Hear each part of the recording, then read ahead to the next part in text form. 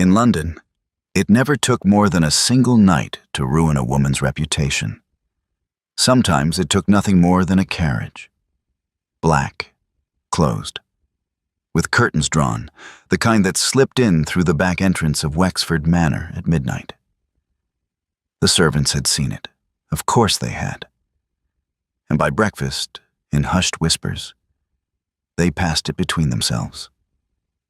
The Duke brought a woman in last night. Through the back door, curtains drawn. No one had asked her name. There was no need. Eleanor entered the manor at midnight.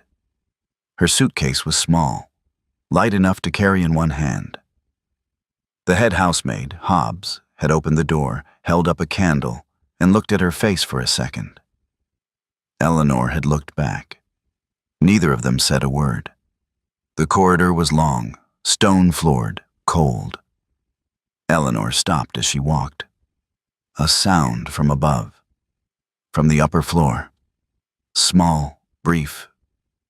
Was it the wind, or... "Is there a child in this house?" she asked. Hobbs's expression changed. Slightly, briefly. "Young Lord Sebastian, ma'am. 6 years old." Eleanor said nothing. She kept walking. Her room was on the 2nd floor. The guest rooms were on the 3rd, Eleanor had counted. Directly across from the servants' corridor, its window facing the garden. Hobbs placed the candle on the table and left. The door closed. Eleanor did not sit. She did not unpack.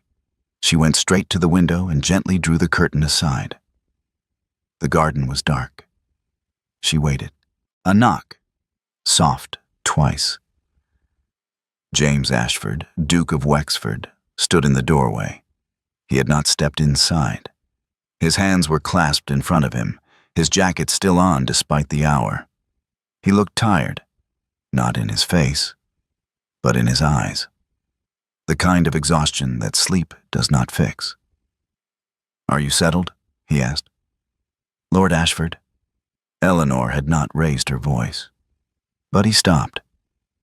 "If you did not come to remind me of the terms, then perhaps you have a question." James stepped into the room. He left the door slightly open. "There is an aunt in this house, Lady Pembridge. Tomorrow she will measure you, assess you, and place you somewhere." "Where?" James looked at her. "Where you already know," he said. A silence. "What exactly is the threat?" Eleanor asked. James did not answer, but something passed across his face, for a second, then gone. It was helplessness. For a duke, for a man like him, it was entirely the wrong expression. Eleanor saw it. "We will speak tomorrow," James said, turning. "Lord Ashford, which floor is Sebastian's room on?" He stopped. "3rd floor, right wing. Why?" Eleanor let the curtain fall. "I only wanted to know." James left. Eleanor did not extinguish the candle. She dragged a chair to the window and sat, and waited. It was nearly 1 when she saw him. At the farthest corner of the garden, beside the great plane tree, a man stood, watching the manor, still silent, for a full minute. Then he turned and disappeared into the dark. Eleanor's hands were clasped tightly in her lap. She opened her suitcase. At the very bottom, wrapped inside a folded dress, was something small. An envelope, sealed, unopened, with a single name written on it, Sebastian Ashford. It was not time yet. In the morning, Lady Pembridge sat at the far end of the breakfast table. Nearing 60, silver-haired, spine perfectly straight. She was smiling, the kind that lingered at the corners of the mouth but never reached the eyes. As Eleanor approached the table, that smile shifted. "Ah," she said, "there she is. The woman. The woman. No name, no introduction. Eleanor sat, took a piece of bread, spread butter slowly, calmly. "Eleanor, is it?" said Pembridge. "How ordinary." Silence at the table. James didn't turn his newspaper. Eleanor lifted her tea. "Yes," she said. "Ordinary." She placed the cup down. Simple, quiet. Lady Pembridge's smile tightened. Just a fraction. That afternoon, Eleanor went down to the garden. Not to sit, but to see. She walked to the plane tree, looked down. The grass was pressed flat. She knelt, touched it. Damp. She stood, turned. Sebastian was there, at the corner of the manor. Small, untidy hair, a toy horse in his left hand. His eyes were large, dark, his father's eyes. "Who are you?" he asked. Children asked like that. No filter. Eleanor. "Why did father bring you?" "To visit." "No." He shook his head, serious, certain. "Father doesn't bring people to visit. There's always a reason." Eleanor looked at him. He was 6, and he saw everything.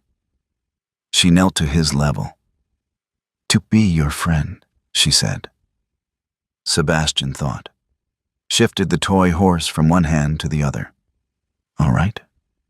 But first, you have to tell me my horse's name." "I don't know." "Will you tell me?" The boy's face opened, fully, the way only children's faces do. "Wellington, General Wellington, because he never loses." Eleanor smiled. For the first time since she had arrived at the manor. Late that night there was a knock. It was James. "I saw someone in the garden last night," Eleanor said. Direct. By the plane tree. He waited for a minute, then left. James froze. "Why didn't you say anything this morning?" "Because Lady Pembridge was there." A long silence. James stepped inside, this time closing the door more firmly. "Wait until midnight. Every night. If you see anything, come directly to me. No one else." Eleanor nodded. James turned. "Lord Ashford." He stopped. "When do you want me to open the envelope?" James went still. He did not turn. He simply stood there. "How do you know about that?" His voice was almost a whisper. "Because," Eleanor said, "I brought it. In a great house. No one needed to say anything to your face for you to lose your standing." It was enough. It was enough for a servant to avert their eyes when they saw you. Enough for no one to make space for you in the corridor. Enough for your name to be mentioned in a sentence and then immediately abandoned. Eleanor had been counting these things for 3 days. At breakfast, Lady Pembridge was at the table. She was always at the table, as if she were part of it. This time, she had a guest beside her. Mrs. Holt, in her 40s, with a large hat and an even larger voice. When Eleanor entered, Mrs. Holt paused. Only for a second. But she did. Then she turned back to Pembridge, as if Eleanor did not exist, and continued. "As I was saying." Eleanor sat, took her coffee. Pembridge did not wait that day. "Miss Eleanor," she said, sweet, musical. "Mrs. Holt is from Mayfair, an old friend of mine. She was curious where you come from." Mrs. Holt smiled, waited. Eleanor placed her cup down. "Yorkshire," she said. "Yorkshire." Pembridge repeated it as if tasting the word. "Far away. Do you have family there?" "No." "Ah." A brief silence. "That must be difficult. For a woman alone. A woman alone." She said it. Left it there. Did not press further. It was like a delicate blade. It had entered, but made no sound. Eleanor said nothing. Mrs. Holt unfolded her handkerchief. Lord Ashford is a very generous man, she said, opening his doors to women who are alone. She did not finish the sentence. She did not need to. James was not at the table that morning. That was the first thing Eleanor noticed. When James was absent, Pembridge's voice rose slightly, very slightly, barely perceptible.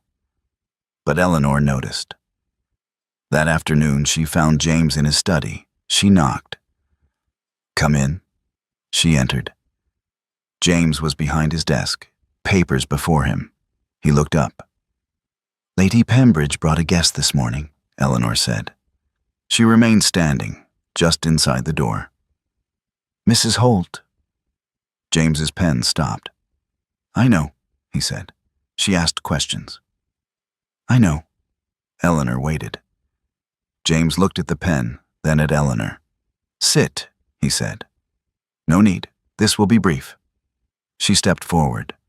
"Let this house think whatever it wants of me. I can carry that. But how close is Pembridge to Sebastian?" James's expression shifted. Slightly. "Why do you ask?" "Last night I passed by Sebastian's room. There was light under the door. It was late. He should have been asleep. Someone else was inside." Silence. "Was it Pembridge?" Eleanor asked. James stood, walked to the window, looked out, his back to her. "She goes in sometimes," he said. "She cares for the boy. Or," Eleanor said, "she watches him." James did not turn, but his shoulders tightened, just a fraction. "Be careful, Miss Eleanor," he said at last. His voice was low. "Pembridge has been in this house a long time." "I know," Eleanor said. "That is why I said it." She left. That evening, as Eleanor returned to her room, the corridor was empty. Almost. In front of her door lay a small piece of paper, folded, left on the floor. Eleanor bent, picked it up, opened it. 4 words, written by hand. "Leave this house," no signature beneath it. The ink was still wet. Eleanor folded the paper, slipped it into her pocket, entered her room, and closed the door. She did not unpack her suitcase. That night, she waited again. At 11:15, she saw movement in the garden, but this time not by the plane tree. Closer. Along the eastern wall of the manor, a silhouette moved slowly, carefully. Eleanor watched. The figure stopped, looked up, directly at her window. Eleanor did not step back. She held the curtain and looked. The man waited there, then turned and left. Eleanor rose from the chair, stepped into the corridor. She went to James's room and knocked. Silence. She knocked again. The door opened. James narrowed his eyes. He had not been asleep, but they were tired. He was not wearing his morning coat. Eleanor held out the paper. James took it, read it, said nothing. "And tonight the man came closer," Eleanor said. "Along the eastern wall. He knew my window." "Your window?" His voice tightened. "My window." James was still holding the paper. He clenched it, unconsciously, his fingers curling. "Your room changes in the morning," he said. "No," said Eleanor. James looked at her. "If my room changes," Eleanor said, "they will understand why I was brought here. Let them think whatever they think I am now." She paused. "That is not a problem for me, but it will be a problem for Sebastian." A long silence. The paper in James's hand was still crumpled. "Then," he said, "what do we do?" Eleanor turned toward the door. "Tomorrow I will dine with Pembridge," she said. "Alone. Can you arrange it?" "Why?" Eleanor stopped. Did not turn back. "Because I need to find out who sent that note." She took a step. And Pembridge knows. Her voice faded into the corridor. She returned to her room. James remained in the doorway, the crumpled paper still in his hand. Children sensed danger before adults did. No one taught them this. They simply knew. They knew when the air of a house had changed, how the voices of grown people shifted, which smiles were false. Sebastian was 6, and he had lived in this house for 3 years. He knew everything. He just did not yet know that he knew. The dinner did not go the way Pembridge intended. Eleanor arrived early, 5 minutes, deliberately. She sat at the table, hands folded before her, waiting. When Pembridge entered and saw her already there, she paused for a second. A very small thing, but Eleanor counted it. 1. Pembridge sat, smiled. "How lovely. You are early." "A habit," Eleanor said. Soup arrived. Spoons were lifted. Pembridge began to speak. The weather, the season, the schedule of London's balls this year. Eleanor listened, answered, smiled. Exactly enough. Not too much, not too little. Pembridge was waiting. For a slip, a wrong word, something. Eleanor gave her nothing. At last, Pembridge set her cup down. "What did you do before you met James?" she asked, sweet, curious, as if it were an ordinary question. "I worked," Eleanor said. "Where?" "In various places." Pembridge laughed, brief, elegant. "Various. How flexible a past." Eleanor lifted her tea. "Lady Pembridge," she said, "you did not write that note." Silence. Pembridge's face did not move, but her hand, resting on the table, tightened by a fraction. "What note?" she said. "The one left at my door." Eleanor set her cup down. "Because you work with more refinement. That note came from someone cruder, someone in a hurry." A long silence. Pembridge looked at her. That measuring, weighing, calculating gaze. Then something shifted in her face. The smile disappeared. Something else lay beneath it, older, more tired. "You are an intelligent woman," she said. "Survival does that to a person." Pembridge turned to the window. The garden lay outside, bright. Sebastian was in a corner, grazing Wellington. "In this house," Pembridge said slowly, "there are things. Old things. Things James does not know."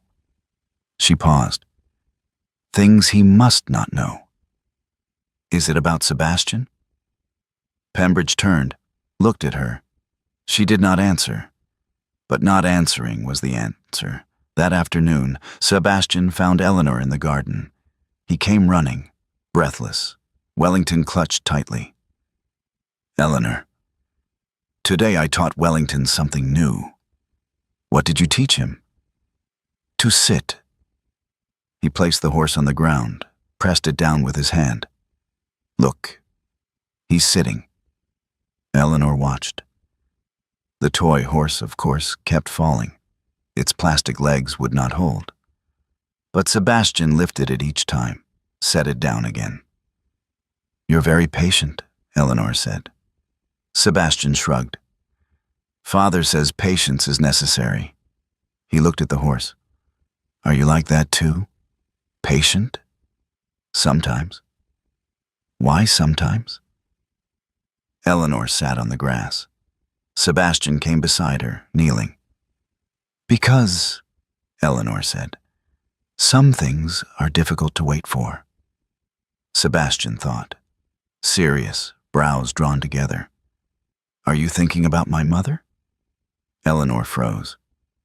Sebastian's eyes were still on the horse. "I know, because father looks like that sometimes too. Far away. Then he changes his face, but It's too late. Eleanor said nothing. Did you know my mother? Sebastian asked. No, Eleanor said. I did not. Oh, he nodded. She was pretty. Hobbs said so. Her hair was blonde. He set the horse down again. I don't remember. I was little. Silence. The wind passed between them. The garden was wide and green, and in the distance, London could be heard. Carriage wheels. A bell. Eleanor, Sebastian said. His voice had changed. That direct, childlike tone. Yes? Why do you sit in the corridor at night? Eleanor's hands remained still in her lap. You see me? Through the door. He shrugged. I can't sleep sometimes. I get up, I look. You're sitting there, every night. Eleanor looked at him. He was 6, and he saw her every night. To protect you, she said. Sebastian thought, why do I need protection? Because, Eleanor said, you are important. Sebastian considered this very seriously. Then he lifted his head. Wellington is important too, he said. Will you protect him as well? Eleanor smiled. I will. Sebastian seemed satisfied. He reached for the horse, picked it up, slipped it into his pocket. Then he stood, about to leave. He stopped. Without turning, he spoke. Eleanor, did you hear a sound last night? Eleanor's smile faded. What sound? From the garden. He still had not turned. A gravel sound, like footsteps. I heard it, but maybe it was a dream. A long silence. How many times have you heard it? Eleanor asked. Sebastian turned, thought. 3 times, he said, but I didn't tell Father. It would upset him. That evening, Eleanor found the letter in her room. It had been pushed under the door, thin, small, unsealed as she opened it. 2 lines. The child is leaving the city on Sunday. Change the plan. At the bottom, a single letter. Not a signature, a mark. V. Eleanor held the paper, looked at it. Sunday was 3 days away, and as far as Eleanor knew, Sebastian had no plans to leave the city. Someone had invented it. Someone wanted him moved away from there. She went to James, knocked on his door, but this time there were voices inside. A conversation. 2 people. Eleanor stopped. One of the voices was James. The other, Pembridge. She moved closer to the door. The words were not clear, only the tone. Pembridge's voice was low, insistent. James responded, short, sharp. Then Pembridge said something, a single sentence, and James fell silent. That silence stopped Eleanor, because James Ashford was not a man who fell silent. He was a man who had an answer to everything, who could shift the air in any room. But in that moment, he had gone quiet. Eleanor stepped away from the door, walked to the end of the corridor, stopped. Pembridge knew something. Something James did not know. Something Eleanor had begun to suspect. And that something concerned Sebastian. Half an hour later, Pembridge came out. Eleanor watched from the corner. Pembridge walked down the corridor, upright, slow as always. But her hands were clasped in front of her, tightly. She passed, left. Eleanor turned back to James's door, knocked. Come in. James was at his desk. There was nothing in front of him, no papers, no books. He was simply sitting, hands on the table, staring ahead. Eleanor held out the letter. James took it, read it, twice. V, he said. Who is this from? I don't know yet, Eleanor said. But does Sebastian have plans to leave the city on Sunday? No. Then someone is making plans. She paused. What did Pembridge tell you? James lifted his eyes, looked at her. You were listening? No. I only heard you fall silent. A long silence. James stood, went to the window.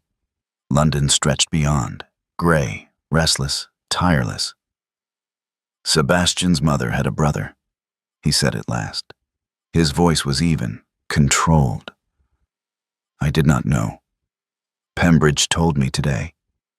Eleanor waited. This brother, James continued, wants custody of Sebastian. Does he have a legal claim? According to Pembridge, yes. He turned. But that is not all he wants. What does he want?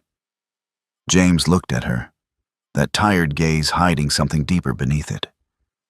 The inheritance, he said. In Sebastian's name. Silence. Something settled in Eleanor's mind. The envelope, at the bottom of her case. Sebastian Ashford. Lord Ashford, she said. It is time to open that envelope. James went still. Eleanor turned, walked toward the door. In my room. Not tomorrow morning. Tonight. There were mountains between trusting someone and being forced to trust them. James Ashford had never lived the second. He controlled everything. People, rooms, conversations. Trust for him was a choice, not a weakness. As he walked to Eleanor's room that night, he realized for the first time, this time, he had no choice. Eleanor had opened her case. The envelope lay on the table. James entered, closed the door, looked at the envelope, then at Eleanor. Who sent this? He asked. Sit, Eleanor said. This will take time. James did not sit. Eleanor waited. At last he pulled the chair and sat. Eleanor picked up the envelope, held it out. James opened it. Inside were two things: a document, handwritten, sealed, and a small photograph. James read the document. His face did not move, but his eyes, they paused between lines, returned, read again. Then he looked at the photograph. He looked at it for a long time. This, he said, is Sebastian's mother. Yes. Who is the woman beside her? My mother, Eleanor said. Silence filled the room. James was still holding the photograph. Two women, young, in a garden, sunlight, smiling. Behind them, a house, large, white. Your mothers knew each other, James said. It was not a question. Since childhood, they were closest friends. Eleanor sat down. Before she died, Sebastian's mother, Clara, met with my mother. She told her everything, who was seeking custody and why. And my mother sent for me. Why didn't your mother come herself? My mother died 2 months ago. Silence. James placed the photograph on the table, carefully, slowly. I'm sorry, he said. One word. But there was something in his tone. Something untrained, real. Eleanor nodded. The name in the document, she said, is Victor Crane, Clara's half-brother, from her mother's second marriage. Does he truly have legal custody rights? He can claim them in an English court. If he has enough money, he can hire lawyers, prolong it, exhaust you. She paused. But custody is not his real aim. You read the document. James had read it. When Sebastian turned 18, control of the Ashford inheritance would pass to him, unless by then a legal guardian still stood in place. A guardian of blood relation. Crane's plan was simple. Take custody control the estate of a minor for 12 years, and then disappear. Did Pembridge know this? James asked. She knew, Eleanor said, but she did not tell you. Why? Eleanor looked at him.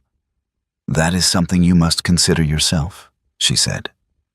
James stood, walked the room, 2 steps, turned, 2 steps. Eleanor watched. It was strange to see a man like him pacing in such a small space, as if everything had become too narrow for him. Pembridge has been in this house for 30 years, James said, as if thinking aloud. She raised my brother's children. She knew Clara as well. She also knew Clara was afraid of Crane, Eleanor said. And she did not tell you. James turned. Do you think Pembridge is connected to Crane? I don't know. But the person who wrote that note was not Pembridge. She paused. Perhaps there is someone else in this house. Silence. James went to the window. Outside was darkness. The garden, invisible. Miss Eleanor, he said. His voice had changed. That controlled, distant tone was gone. Something else lay beneath it. How much did Clara tell you? Enough. What does enough mean? Eleanor stood, took the envelope, returned its contents. Then she reached into her case and took out something else. A small notebook. Black cover. She held it out. James took it, opened it. It was Clara's handwriting. Dates, names, notes, kept over more than a year. As James read, Eleanor spoke. Clara was afraid. She felt Crane was getting closer. But she could not tell you. You were newly married. She was happy. She did not want to break that. She paused. She went to my mother, and what she asked was this. If anything happened, she wanted someone to protect Sebastian. Someone without blood ties, unreachable by Crane, but trustworthy. James had not turned the page. He was still staring at the same one. She chose you, he said. My mother chose me. I accepted. Why? Eleanor paused for a moment, looked toward the window. Because, she said, a woman, before dying, asked for help for her child. I was not in a position to refuse. James closed the notebook. There was a long silence. The candle flickered on the table, shadows shifting across the walls. Somewhere outside, a distant dog barked, then fell quiet. Very well, James said. He turned slowly. Why did you not tell me all this from the beginning? Because I did not know whether I could trust you. And now? Eleanor looked at him. That measuring, calculating gaze. Now Crane is already inside, she said. I have no choice left. James's jaw tightened. What do you mean, inside? That letter. V. Victor Crane. She paused.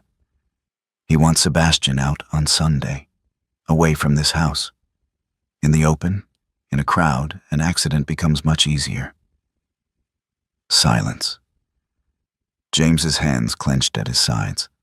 Slowly, unconsciously, Hobbs, he said. Is she reliable? Yes. How do you know? Her name is in Clara's notebook. Clara trusted her. James thought.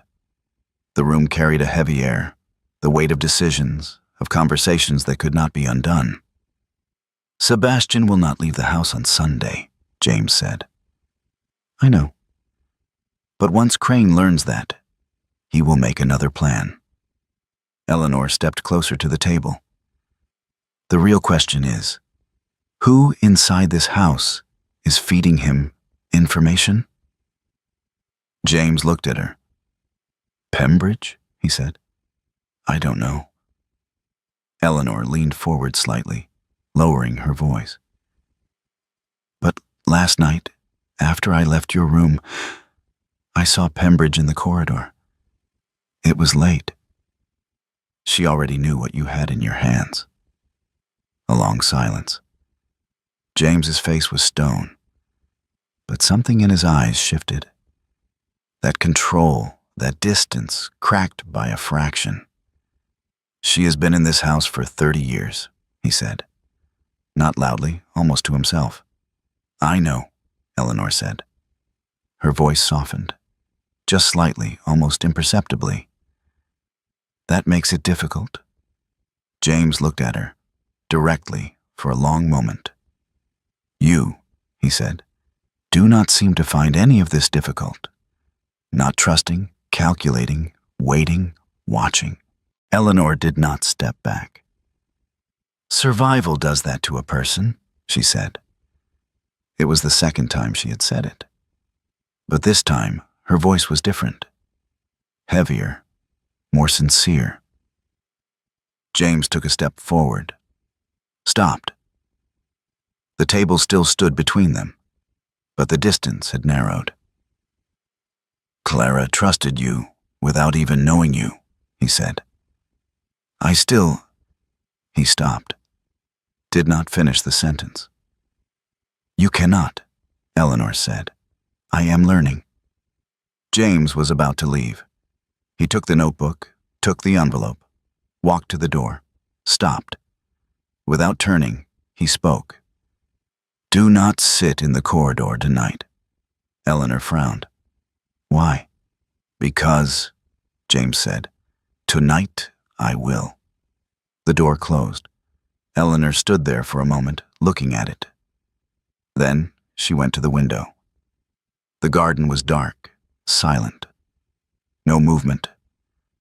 But something stirred inside her, small, unexpected. She did not want to name it. She did not. She simply let the curtain fall and sat.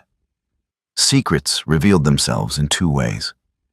Either on their own, a word, a glance, a moment, or someone pulled them out. By force, by cornering, by leaving no other choice. Eleanor's secret came out the second way. In the morning, Hobbs knocked on her door. His Grace wishes to see you, she said. In the study. When Eleanor went down, James was not behind his desk. He stood by the window, his back to the door. Eleanor entered, closed it. Last night, James said. He did not turn. There was someone in the garden. I saw him this time. Eleanor waited. He came closer, all the way to the wall. He turned. His face carried the mark of a sleepless night. Narrowed eyes, tight jaw. Then he noticed something and left. What did he notice? Me. He walked toward the desk. I was not in the corridor. I was outside. Eleanor raised an eyebrow. You went down into the garden? Yes. Alone? Yes. Eleanor said nothing. But something passed across her face, very quickly, almost invisible. James saw it. What? He asked. Nothing. Miss Eleanor. He stopped her. For the first time he spoke with a different voice, no longer the Duke's voice, but the man beneath it. You should not have gone alone, Eleanor said. Crane's target is Sebastian. But without you, Sebastian's value is cut in half. A child without a guardian, without protection, that is easier for Crane. James sat at the desk, looked at her. I had not considered that, he said. I know. Silence. You, James said, consider everything. Someone must. That afternoon, Pembridge came. Eleanor was in the garden. Sebastian was trying to teach Wellington something new. This time to run. The toy horse, of course, could not run. But Sebastian threw and caught it faster each time. Pembridge entered through the garden gate, walked straight toward Eleanor. She looked at Sebastian. "Go inside. Hobbs is looking for you." Sebastian glanced at Eleanor. Eleanor nodded. The boy slipped Wellington into his pocket and went inside. Pembridge waited until the sound of his footsteps faded. Then she turned. "What did you tell James?" she asked. The sweetness had left her voice. Something else lay beneath, hard, tired. "About what?" Eleanor said. "Crane." Eleanor met her gaze. "Everything." Pembridge's eyes closed, briefly, for a second, then opened. There was something unexpected in her face. Not quite regret. Something closer to exhaustion. The kind that comes from carrying something too long. "Let us sit," she said. They sat on a bench in the garden, both looking ahead, flowers, trees, the distant smoke of London. "Clara told me," Pembridge said. Her voice was low. "About Crane. 2 months before she died." She paused. "And I did not tell James." "Why?" Pembridge clasped her hands in her lap. "Because Crane came to me as well, first." She lifted her head. "I had a debt, old, foolish. After my husband died, I trusted the wrong people, made the wrong investments." She paused. "Crane found it. Of course he did. Men like him always do." Eleanor listened in silence. "What did he want?" she asked. "Information. Sebastian's daily routine, James's plans, the layout of the manor." Pembridge's hands tightened. "I did not give it. But I remained silent. I did not tell James. And the difference between those two things, that difference has been eating at me." A long silence. "You did not write that note," Eleanor said. "No." Pembridge shook her head. "But I know who did." Eleanor turned, looked at her. "Who?" Pembridge did not answer immediately. She looked out over the garden. There was exhaustion in her eyes, real, deep. "One of the footmen. Crane is paying him." She paused. "I can give his name to James, but I must speak to James first." "Why are you telling me this?" Pembridge turned, looked at Eleanor, long, direct. "Because," she said, "Clara trusted you. And Clara's judgment was never wrong." Eleanor did not go to James immediately. She went to her room, sat by the window, thought. Could Pembridge be trusted? Perhaps. Or perhaps this was Crane's new game. Soften Eleanor, feed James the wrong name, create confusion. But that exhaustion, those hands, those could not be performed. She opened her case, reached to the bottom, took out the envelope, held it. And at that moment, the door opened. It was James. He had not knocked, or he had, and Eleanor had not heard. He entered, stopped. His eyes went to the envelope. "What is in that?" he asked. "Something else?" Eleanor lifted the envelope. "No, I was just looking at it." James stepped inside, closed the door. "Pembridge spoke with you in the garden." "Yes." "What did she say?" Eleanor set the envelope down, turned, looked at James, firm, controlled, but beneath it, still that thing she had seen the night before. That fractured fraction. "I will ask something first," she said. James frowned. "Go on. Did Clara ever speak to you about Crane? At any time, in any way?" Silence. James's face shifted, slightly, but it did. "Once," he said. "After we were married. She mentioned a half-brother, said he was difficult, that they kept their distance." He paused. "She said nothing more." "Was she afraid?" No. Then he stopped. Something flickered in his eyes. Or I did not see it. That sentence lingered in the air. Eleanor looked at him. This man had loved his wife, truly loved her. And while Clara had been afraid, she had stood beside him, and he had not seen it. Now he carried that. Not on his face, but he carried it. Pembridge has something she must tell you, Eleanor said. A name. But you must listen to her first, without accusation. Why would I accuse her? Because, Eleanor said, she made a mistake, and she knows it. James looked at her. Did she protect you in this process? No. Then, James.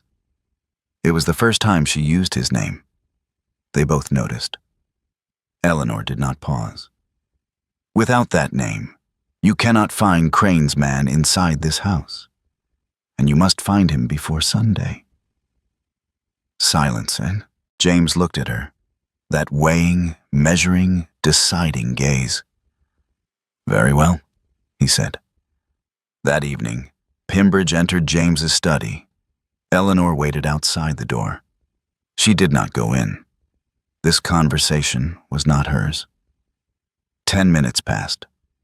15. Then the door opened. Pembridge came out. Her eyes were red. She had not cried, but had come close. She looked at Eleanor, gave a small nod, and left. Eleanor entered. James sat at his desk. A piece of paper lay before him, a name written on it. Thomas, James said. His voice was even, controlled. 2 years in this house. I hired him. His references were good. Eleanor stepped closer, looked at the paper. Where is he now? In service. Late shift. James stood. Hobbs will handle it, quietly. No police? If there is police, Crane will hear. He will run. He turned. First Crane, then everything else. Eleanor nodded. James went to the window. The evening was falling. A long London dusk, gray and heavy. Miss Eleanor, he said. Yes. Clara trusted you without knowing you. Through your mother. He turned. I trust you now. But this time, I choose it myself. Eleanor looked at him. That small thing, the one she did not want to name, rose again. Stronger this time, clearer. She still did not name it. But this time, it was much harder not to. 2 days until Sunday, she said. Her voice steadied. Crane will make his move. I know. Are you ready? James looked at her, that tired, rigid man, carrying something deep inside. But in that moment, he was different. Those hidden things were closer to the surface. No, he said. But that has never stopped me. Late that night, Thomas was removed from the house, quietly, with Hobbs through the back door. His case was small, much like Eleanor's. Eleanor watched from her window. As Thomas left, he turned once, looked back at the manor. His eyes moved toward Eleanor's window, but could not find it in the dark. Then he turned and went. Eleanor let the curtain fall. Crane's vision inside the house had just been blinded. But Crane would know, and when he did, he would not wait until Sunday. When Eleanor woke on Saturday morning, something was wrong. She did not understand what it was at once. The room was the same, the light was the same, the sound of London was the same. But there was something inside it. That feeling, the one that comes from years of survival, the one without a name. She rose, stepped into the corridor. Sebastian's room was silent, too silent. She knocked. No answer. Knocked again. She entered. The bed was empty. The covers were not folded, They had been thrown aside in haste. The window was ajar. A faint breeze moved the curtain. Eleanor froze. Wellington was on the table, alone, fallen to one side. Sebastian never left Wellington anywhere. She stepped into the corridor, ran to James's room, knocked, once, sharply. The door opened. James was already dressed. He had not slept. "Sebastian," Eleanor said. "His room is empty." James's face changed. All at once, the stone, the control, all of it gone. "How long?" "I don't know. I just noticed." James stepped into the corridor. "Hobbs!" His voice filled the house. That Duke's voice, the one that changed the air in a room. "Hobbs!" Hobbs arrived within 2 minutes. 2 footmen behind her. "Who saw the boy last?" James demanded. Hobbs was breathless. "At dinner, sir. After that—" "Check the grounds. All of you. Now." The footmen scattered. Eleanor touched James's arm. "Crane knows Thomas is gone. He's no longer waiting." She paused. "But taking Sebastian out of the house would be difficult. It would be seen, heard. He may be hiding him somewhere inside." James looked at her. "The cellar." "Why the cellar?" "There's an old storage room, at the back by the garden wall. Its door can be opened from outside." They moved at once. They descended the cellar stairs, narrow, stone, dark. James held a candle, Eleanor behind him. There was a sound from below. Very faint. Almost nothing. But it was there. James stopped. Listened. It was not crying. It was smaller. The sound a child makes when trying not to make a sound at all. James ran. The storage door was closed. The bolt was on the outside, newly fixed, nailed into the wood. James pulled it back, threw the door open. Sebastian sat in the corner. Knees drawn up, eyes adjusted to the dark. Beside him was a man, in his 30s, short, holding a bag. The man dropped the bag when he saw James. Tried to run. Eleanor stood in the doorway. He could not pass. The man stopped. All 3 were silent. James, Eleanor, the man. Sebastian said nothing. His eyes were on his father. "Are you Victor Crane?" James said. The man did not answer, but his eyes shifted, that small, betraying movement. "I'm not," he said. "I'm only—" "Who are you?" Eleanor asked. "A messenger. I was paid. I brought the boy here, waited. I don't know anything else." James stepped forward.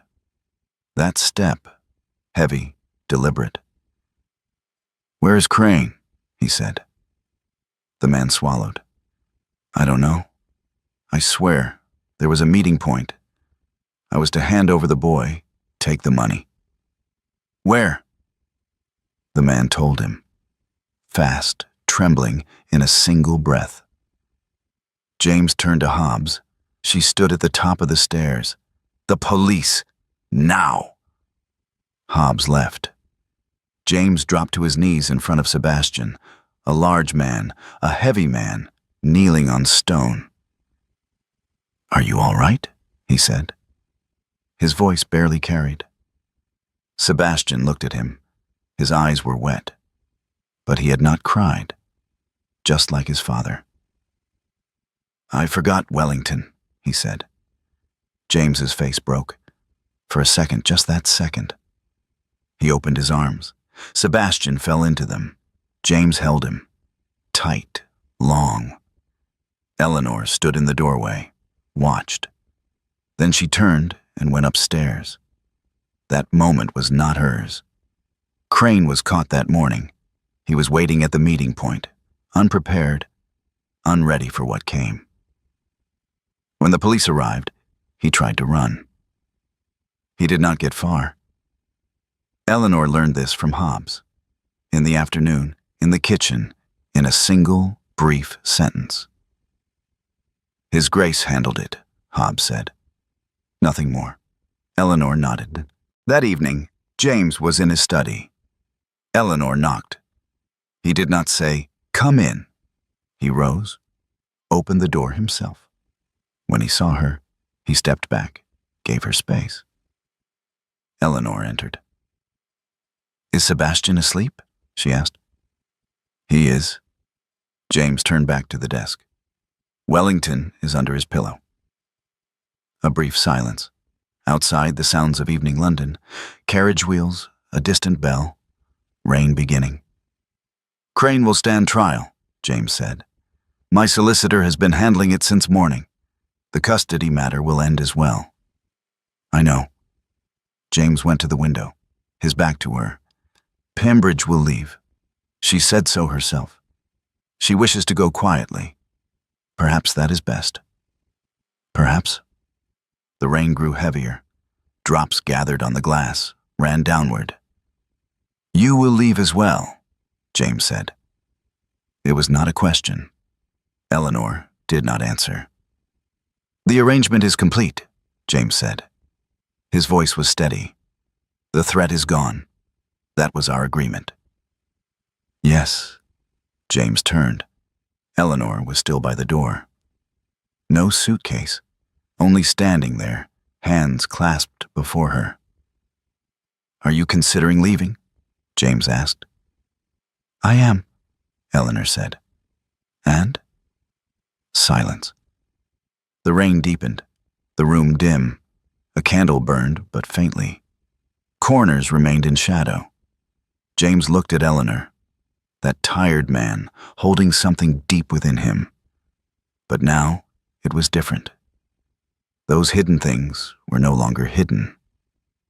"I," James said, "have treated people in two ways all my life." He paused. "Either they said yes to me, or I wished something, and it happened." He leaned forward, hands on the desk. "You have done neither." "No," Eleanor said. "For the first time, I have seen someone. Truly seen them." His voice was low. "I did not see Clara. I did not see Pembridge. I did not see Thomas." He paused. "But I saw you." Eleanor said nothing. "Stay," James said. One word, unprepared, unadorned. Eleanor looked at him. That measuring, searching gaze. What was she looking for in his eyes? Obligation? Habit? Something else? What she found was the same, every time. Truth. The next morning, Sebastian came down to breakfast. Wellington was in his pocket. He sat, took bread, looked at James, then at Eleanor. "You're both here," he said, content, simple. James took his coffee. "We are both here." Sebastian bit into his bread. "Good," he said, "because I'm going to teach Wellington something new today. It takes two people." Eleanor lifted her tea. Outside, London had emerged from the rain. No sun, but the clouds had lifted, pale instead of gray. Hobbs entered, left. The breakfast table slowly filled. Nothing had changed. Everything had changed. That winter, London knew nothing of what had happened in that house. The gossip continued. Of course it did. The Duke of Wexford's woman was still there. No one quite knew her name. No one quite understood what she was doing there. James knew. Sebastian knew. And Eleanor, as she stood by the window, watching Wellington's new trick as she knocked on the door of James's study, Eleanor knew now as well. Some things did not need to be named. It was enough that they existed. 6 months later, London society was still talking. But now, they spoke of different things. Not the Duke of Wexford's mysterious woman, but his engagement. Quiet, unadorned, announced with a small ceremony. No invitations, no proclamations, only a single line in the papers. Society ladies were astonished. Who was she? Where had she come from? How had it happened? Lady Pembridge was gone. There was no one to tell. Hobbs would never speak. And James Ashford, Duke of Wexford, answered every question the same way. He smiled slightly and changed the subject. That winter, Sebastian taught Wellington 2 new tricks. The third, Eleanor taught. She had found the only way to make the small toy horse stand. A thin wire, hidden where no one would see. When Sebastian saw it, his eyes widened. "How did you find that?" he had asked. Eleanor had shrugged. "Sometimes," she said, "for something to stand, it needs support you cannot see." Sebastian had understood. Not completely, but one day he would, and they both knew it. Thank you for listening to the story all the way to the end. Please don't forget to share which city you're watching from in the comments. We truly enjoy seeing where our audience is. If you enjoyed the story, subscribing to the channel would mean a great deal to us. Your support helps us continue bringing you more stories like this.